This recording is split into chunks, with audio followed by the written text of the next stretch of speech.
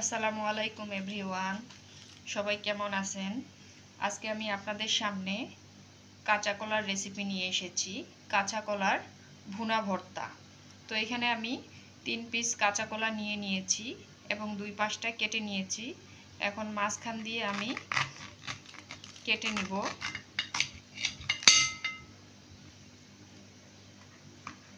কলাগুলো আমি কেটে নিয়েছি মাঝখান দিয়ে। এখন আমি কলাগুলোকে সিদ্ধ করতে দিব।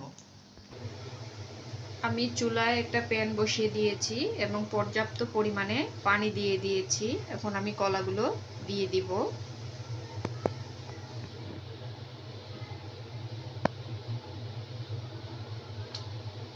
কলাগুলো আমি ভালোভাবে মসৃণ করে নিব, সিদ্ধ করে নিব। এখন আমি ঢাকনা দিয়ে ঢেকে দিব। ঢাকনা দিয়ে ঢেকে দিলাম। আমি কলাগুলো 10 থেকে 15 মিনিটের মতো সিদ্ধ করে নিয়েছি। এখন আমি কলাগুলো প্যান থেকে তুলে ঠান্ডা করতে দিয়েছি। গরম কলা হচ্ছে ভর্তা করলে পানি পানি থাকে, এজন্য ঠান্ডা করে নিচ্ছি। আমি কাঁচকলাগুলোকে ঠান্ডা করে নিয়েছি এবং আমি যে ভর্তাটা বানাবো সেটা হচ্ছে কলার খোসাগুলো সহ থাকবে। তো আমি এখন ব্লেন্ডারে ব্লেন্ড করে নিব। আপনারা চাইলে পাটায়ও পিষে নিতে পারেন।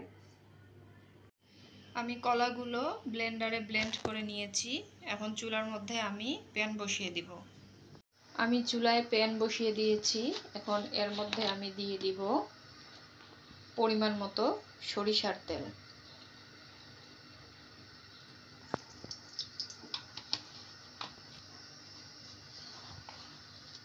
এরপরে দিয়ে দিব হাফ কাপ পরিমাণ পেঁয়াজ কুচি।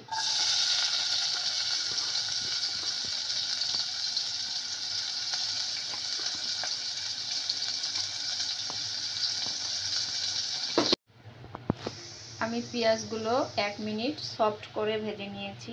এখন এর মধ্যে আমি দিয়ে দিব সামান্য পরিমাণ পাঁচফোড়ন। ভর্তার মধ্যে অন্যরকম ফ্লেভার আনার জন্য আমি পাঁচফোড়নটা ইউজ করলাম। এখন আমি দিয়ে দিব পরিমাণ মতো কাঁচা মরিচ। আপনারা যে যেরকম ঝাল পছন্দ করেন সেই অনুযায়ী কাঁচা মরিচ দিয়ে দিবেন। এখন পেঁয়াজটা লাল হওয়া পর্যন্ত আমি পেঁয়াজটাকে ভাজতে থাকবো। আমার পেঁয়াজটা লাল হয়ে গিয়েছে। এখন আমি এর মধ্যে দিয়ে দিচ্ছি হাফ চামচ পরিমাণ হলুদের গুঁড়া, দিয়ে দিচ্ছি 1 চামচ পরিমাণ লবণ, দিয়ে দিচ্ছি হাফ চামচ পরিমাণ জিরা ও ধনিয়ার গুঁড়া।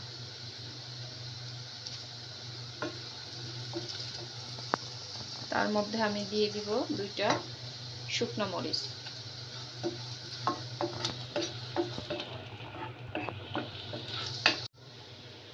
এই পর্যায়ে আমি ভর্তাটা দিয়ে দিচ্ছি।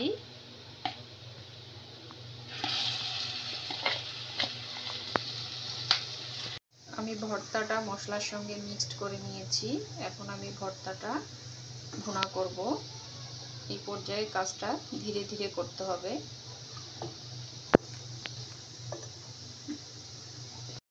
দেখুন কত সুন্দর কালার হয়েছে। আমি ভর্তাটাকে কিছুক্ষণ ভুনিয়ে নিয়েছি, 5 মিনিটের মতো। এখন এর মধ্যে আমি দিয়ে দিচ্ছি ধনিয়া পাতা। ধনিয়া পাতা দিয়ে আমি 1 থেকে 2 মিনিট ভালোভাবে একটু নাড়াচাড়া করে দিব আর একটু ভুনিয়ে নিব। তারপরে আমি চুলা থেকে নামিয়ে নেব। আমি চুলা থেকে নামিয়ে প্লেটে ভর্তাটা নিয়ে নিচ্ছি। আপনারা চাইলে তেলটা কম বেশি করতে পারেন। আমি তেলটা একটু পরিমাণে কম দিয়ে ফেলেছি। আপনারা চাইলে বেশিও দিতে পারেন। এবং খোসা সহ আমি দিয়ে দিয়েছি কাঁচকলা, কারণ খোসাতে অনেক পরিমাণ ভিটামিন থাকে এবং প্রোটিন থাকে, ডাক্তাররাই বলে। হয়ে গেল আমার কাঁচা কলার ভুনা ভর্তা।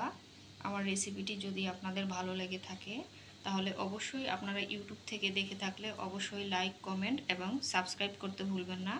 এবং ফেসবুক থেকে দেখে থাকলে অবশ্যই লাইক, কমেন্ট এবং ফলো দিতে ভুলবেন না।